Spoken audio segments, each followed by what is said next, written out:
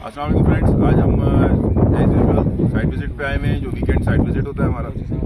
तो यहाँ पर हम तमाम दोस्तों के साथ हैं, इनको यहाँ पे गाइड किया है। अब इनसे हम फीडबैक लेते हैं कि आप क्या कहना चाहेंगे, आपने जो साइट विजिट किया उसमें आपका क्या फीडबैक है, क्या समझते हैं आप? अल्हम्दुलिल्लाह मैं जहाँ भी देखा तो एक रोड पक्की रोड आ रही है, बड़ी सॉफ्ट रोड है, कोई खराब रोड नहीं है। बाकी ये कि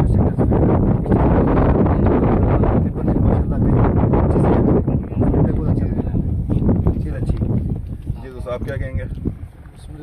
नहीं, हमने भी देखा, मैं तो 100% सेटिस्फाई हूँ क्योंकि सारे सेक्टर्स आबाद हो चुके हैं माशाल्लाह से। अब यही 2 सेक्टर रह गए हैं, तो इन फ्यूचर जो है कि ये भी बहुत जल्द आबाद हो जाएंगे।